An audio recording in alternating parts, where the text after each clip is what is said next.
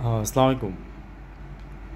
দুদিন আগের নিউজ যদিও ব্রাহ্মণবাড়িয়ার কসবা সীমান্তে আপনার আলামিন নামে একজন বাংলাদেশিকে বিএসএফ আবারও গুলি করছে।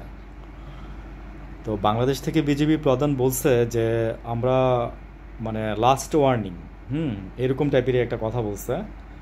মানে কথাটা উনি অন্যভাবে বলছে, আমি আমার মতো বলতেছি যে লাস্ট বার আমরা দেখলাম, এরপরে আমরা কিন্তু আর সহ্য করব না, আমরা লাশের বিনিময়ে লাশই দিব। Well done. কিন্তু কথাটা হচ্ছে কি জানেন, আরও আগে বলা দরকার ছিল, তাইলে হয়তো বা আলামিন, আমাদের আলামিনটা আমরা হারাইতাম না। কি হয়েছে, বিজিবি বরাত দিয়ে বলছে যে আলামিন কাঁটাতারের বেড়ার সামনে ছিল, ওইখানে বিএসএফ দেখে আলামিনকে কাঁটাতারের, আমাদের বর্ডারেই ছিল, কাঁটাতারের পাশে ছিল আর কি। তো ওইখানে আলামিনকে ওরা সরাসরি গুলি করছে, কিন্তু গুলি করার কিন্তু কোনো নিয়ম নাই। চুক্তি অনুযায়ী, আইন অনুযায়ী কিন্তু যে নিয়মটা আছে সেটা হচ্ছে কি জানেন, মানে আমাদের বিজিবি কিন্তু, বা মানে যদি ইন্ডিয়ান আমরা এরকম ধরি বর্ডারের কাছে, তাহলে এটা আমাদের এলাকার বর্ডার, ব্রাহ্মণবাড়িয়ার কসবা। তো আমাদের বিজিবি কি করে যে ধরে ওদেরকে আপনার মানে হস্তান্তর করে পতাকা বৈঠকের মাধ্যমে, কিন্তু বিএস আমাদের বাংলাদেশের মানুষকে সরাসরি গুলি করে। তো এটাই লাস্ট সুযোগ, মনে রাখেন, ঠিক আছে? তো আমরা আসলে হচ্ছে কি জানেন, আমরা মুসলিম, আমাদেরকে বলা হয়েছে আমাদেরকে ধৈর্য ধারণ করার জন্য। আমরা ধৈর্য ধারণ করি, কিন্তু যখন নাকি ধৈর্যের বাঁধ আমাদের ভেঙে যায়, তখন আমরা হচ্ছে মানে আমাদেরকে আল্লাহ যেটা বলছে আমরা সেটাই করি, ঠিক আছে? আমি ভেঙে এখানে এই যে শর্টসে বলতে পারবো না, তাই একটা লাইন দিয়ে বোঝানো ট্রাই করলাম। যারা বুঝবেন তারা ঠিকই বুঝবেন। ধৈর্যের বাঁধ ভাঙেন না ভাই আপনারা। আর দ্বিতীয় নম্বর কথা হচ্ছে, এদিকে আপনার এই বাংলাদেশের আপনার এই যে, আচ্ছা যাই হোক, এই নিউজটা আমি আরেকটু বলি। দেখেন, ওরা যে মিথ্যুক, বিএসএফ বলতেছে যে আলামিন আসছিল, এখানে আসার পরে ওদেরকে আপনার কি যেন বিএসএফ এর আপনার বন্দুক ছিনাই নিয়ে গেছে। মানে হাস্যকর একটা বিষয় আর কি, বন্দুক ছিনাই নিয়ে গেছে। সেই বন্দুক ছিনাই নিয়ে যাওয়ার পরে ওরে মানে ধরে নেওয়ার পরে ও আহত হয়েছে। আহত হওয়ার পরে ওরে হসপিটালে ভর্তি করাইছে, ভারতের হসপিটালে। করানোর পরে ওইখানে ওই রাতেই মারা গেছে। আলামিনের মা অনেক কেঁদে কেটে বলছে যে আমার ছেলেকে ফেরত দাও, আমার ছেলেকে এরকম করো। পরে 18 ঘন্টা পরে আলামিনকে আপনার ফেরত পাওয়া গেছে মৃত অবস্থায়, বুঝছেন? তো এই হলো অবস্থা আর কি। তো ওইটাই আমি বললাম যে ভাই ধৈর্যের বাদ ভাঙ্গেন না, আমি আবারও বললাম কথাটা, বুঝছেন? ধৈর্যের বাদ ভাঙ্গেন না। বাঙালি আমরা কিন্তু খুব খারাপ জাতি, ঠিক আছে? আমরা আসলেই খারাপ জাতি, ঠিক আছে? একদিকে আমরা যেমন ভালো, কারণ স্বাভাবিক যে যেটার ভালো থাকবে তার বিপরীতে কিন্তু খারাপটাও ঠিক তাই থাকে, ঠিক আছে? তো যেদিন ধৈর্যের বাদ ভাঙ্গা দিবেন না, তো সেদিন কিন্তু আমরা মনে করি যে লাশের বিনিময়ে লাশই দিব আপনাদেরকে, বুঝছেন? তো আরেকটা বিষয় হচ্ছে, তুরস্ক থেকে আমরা ড্রোন আনছি। আমাদের কিছু ড্রোন আমরা পরীক্ষা করতেছি সীমান্তে, হ্যাঁ। টিবিএম নাকি যেন দুইটা ড্রোন আজকে ওড়ানো হয়েছিল। তো ওই ড্রোন দুটা ওড়ানোর পরে বিএসএফের মাথা খারাপ হয়ে গেছে। হ্যাঁ, এইভাবেই নিউজটা আসছে। বিএসএফের মাথা খারাপ হয়ে গেছে, ওরা মনে করেন যেটা নিয়ে অ্যানালিসিস শুরু করে দিচ্ছে যে কোত্থেকে ড্রোন উঠতেছে, কী কারণে উঠতেছে, নজরধারী এই সে হাবিজাবি অ্যাটসেট্রা অ্যাটসেট্রা অনেক কিছু, বুঝছেন? তো আসলে কি ভাই, মানে আমরা তো জাস্ট আমাদের ট্রায়াল দেওয়ার জন্য আমরা যেটা ড্রোন উড়াইছি, তাতে তো আপনাদের কোনো প্রবলেম থাকার কথা না। আর ওয়েট, এত এত এত মনে করেন যে এত মাথাও ঘামায়েন না, হ্যাঁ? যখন মাথা ঘামানোর সময় আসবে তখন ঘামায়েন, বুঝছেন? মানে আপনারা আমাদের প্রতিবেশী দেশ হয়ে যা করতেছেন আমাদের সাথে, মানে আপনাদের সাথে তো মনে করুন যে মানে বন্ধুত্ব আর কি করবে মানুষ, বন্ধুত্ব করার মতো কোনো অপশন নাই, আপনারা রাখতেছেন না, বুঝছেন? তো এইগুলো আর একটা নিউজ। আর আরও একটা নিউজ আছে, সেটা হচ্ছে তারা আমাদের সাথে যে ধরনের কি বলবো যে আমাদেরকে 3টা শর্ত দিচ্ছিল, হ্যাঁ, ইউনিট সরকারকে। মানে তাদের চুক্তিগুলো যেন আমরা যেন মানে কোনোটা যেন ইয়া না করি। আমি আরেকটু এর মধ্যে ইন্টারফেয়ার করে দেই। এর মধ্যে আরও একটা ঘটনা ঘটছে, আচ্ছা সেটা আমি আরেকটু পরে বলতেছি।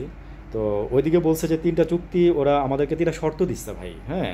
আমাদেরকে 3টা শর্ত দিচ্ছে। একটা শর্ত হচ্ছে যে আমরা যেন ওদেরকে ইয়ে করি, কি জানি বলে, ওদের যে আমাদের হাসিনা যে 200-র মতো অবৈধ চুক্তি করে গেছে, এর মধ্যে 120টা মনে অবৈধ চুক্তি 200টার মধ্যে। তো যেটার মধ্যে একটাই হচ্ছে যে নো ম্যানস ল্যান্ডের মধ্যে যে কাঁটাতারের বেড়া দিচ্ছে। মূলত তো আমরা বেড়া দিতে তাদেরকে নিষেধ করি নাই, কিন্তু তারা কাঁটাতারের আমাদের যে মানে মাঝখানে যে এরিয়া আছে, এরিয়ার মাঝখানে তারা বেড়া দিচ্ছে। এটাই আমরা না করতেছি, এটাই আমরা অবজেকশন জানাচ্ছি।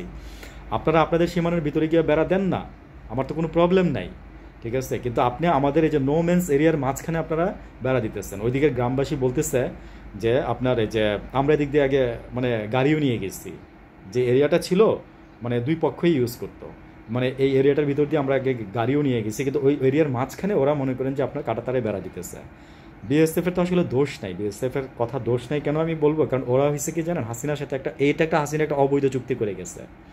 বিএসএফ বাংলাদেশের সাথে এই যে মানে ভারতীয় ইয়াদের সাথে ওরা একটা অবৈধ চুক্তি করে গেছে, বুঝছেন? তো আর তিনটা যে কন্ডিশন দিচ্ছে ওরা, এই তিনটা কন্ডিশনের মধ্যে একটা হচ্ছে যে ওদের যেন মানে আমাদের সাথে হাসিনা যে চুক্তিগুলো করে গেছে, আসলে মূল উদ্দেশ্য তো ওইটাই, যে চুক্তিগুলো করে গেছে ওইগুলো যেন আমরা রদবদল না করি। তারপরে আরও জানি দুইটা কী কী কন্ডিশন দিচ্ছে, ঠিক আছে? 15-20 দিন আগের নিউজ, 17-18 দিন হয়ে গেছে, যে কারণে আমার আসলে মনে নাই, কেউ চাইলে আপনারা দেখে নিতে পারেন। হ্যাঁ, তবে ইউনূস সরকার আমাদের তিনটা চুক্তি মনে করে যে আমরা প্রত্যাখ্যান করছি, বুঝছেন? তিনটা চুক্তি আমরা প্রত্যাখ্যান করছি, ঠিক আছে? তো ভাইবেন না যে ভাই ওই আগের মতো করে সব কিছু করে ফেলবেন, আগের মতো করে সব কিছু হাসিনারে পাইছেন। আর ভারতের তো মাথা ব্যথা এইখানেই। হ্যাঁ, ইউনূস সরকারে যদি সরাইতে পারে, ইউনূস সরকার থাকলে তো মনে করেন যে ভারত মনে করেন যে আমাদের যে এইসব যে জিনিসগুলো আছে কিচ্ছু পাবে না, কিচ্ছু পাবে না। আমি একদম বলে দিলাম, লিখে দিলাম, যদি ইউনূস সরকার এ থাকে, হ্যাঁ, আমার ভিডিওতে ইন্ডিয়ানরা এসে কমেন্টস করে ভাই, বুঝছেন কী করে জানেন? যে মানে পাকিস্তানি মা বোনরা তোদের দিবে করবে। ভাই আমাদের দেখ, আমাদের সমস্যা নাই, পাকিস্তানি মা বোনরা আমাদের দেখ, ঠিক আছে, আমরাও গিয়ে করবো, কোনো সমস্যা নাই তাতে, ঠিক আছে, কিন্তু তোদের তো জলে কেন? আমি বললাম, মানে সবাইকে না, যারা বলছিস তাদেরকে বললাম যে তোদের তো জলে কেন, ঠিক আছে? তোদেরটা আমরা খাইও না, পইও না, ঠিক আছে, আর তোদের দিয়ে আমরা চলিও না। পাকিস্তান আমাদের মুসলিম কান্ট্রি, আমরা আগে একসাথে ছিলাম। পাকিস্তানের আমাদের সাথে আসলেই মনে কর যে তোদের মনে কর যে ইয়াতে আগুন লেগে যায়, বুঝছিস? মানে আমার সাথে যে ভাষা ব্যবহার করছিস আমি সেই ভাষাই তোদের সাথে ব্যবহার করছি। যারা তোরা যারা করছিস, আর যারা ভদ্র তাদেরকে আমি সালাম দিয়ে আমি আপনি করে বলতেছি। এখন আমি ভাই আপনাদের উদ্দেশ্যে বলি, সেটা হচ্ছে যে ভাই আপনারা আমাদের প্রতিবেশী দেশ, ঠিক আছে? ন্যায্য হিস্সা অনুসারে আমরা যেটা পাবো সেটা আমরা নিব, যেটা আপনারা পাবেন সেটা আপনারা নেবেন, ঠিক আছে? এটাই হচ্ছে আমার মুদ্রা কথা। হ্যাঁ, আমি আপনাদেরকে সম্মান করি, কারণ হচ্ছেন যে আপনারা মানুষ, মানে একটা কারণে সম্মান করি, আপনারাও মানুষ আমরাও মানুষ, এখানে কোনো ধর্ম না, কিছু না, কিন্তু আপনারা যে খারাপ কাজগুলো করতেছেন আমাদের মানে যেচে পড়ে আইসা মনে করেন যে আমাদের এই যে মানে বেড়া দিতেছেন, তাও আবার কি দিচ্ছেন হচ্ছে চোরের মতো বেড়া দিতেছেন আপনারা। হ্যাঁ, ভারতীয় বিএসএফ আমি আপনাদের বলবো যে চোরের মতো বেড়া দিতেছেন। অনেকগুলো নিউজ টিভিতে এভাবেই আসছে যে চোরের মতো করে রাত্রেবেলা বিএসএফ বেড়া দিতেছে। প্রথমে গ্রামবাসী পুরো একদম লাইভ দেখছে, তারা বলছে যে ফার্স্টে ট্রাই করছে রাত্রেবেলা, তারপরে ভোরবেলা, কিন্তু মনে করেন যে এখন আর মানে পারতেছে না, এখন আসছে মিডনাইটে আইসা তারা মনে করেন যে বেড়াগুলো দিতেছে। পরে বিজেপি পতাকা বৈঠক করে তারপরে মানে মোটামুটি এগুলো একটা মানে আপাতত বন্ধ করছে, স্টপ করছে, বুঝছেন? সামনে কী হবে জানি না, তবে বাংলাদেশ ভারতের মধ্যে যে একটা স্নায়ু যুদ্ধ চলতেছে এই ব্যাপারে কিন্তু কোনো সন্দেহ নাই, ঠিক আছে? এই ব্যাপারে কোনো সন্দেহ নাই যে একটা স্নায়ু যুদ্ধ চলতেছে, ঠিক আছে? ওকে, ভালো থাকেন সবাই, থ্যাংক ইউ, আসসালামু আলাইকুম।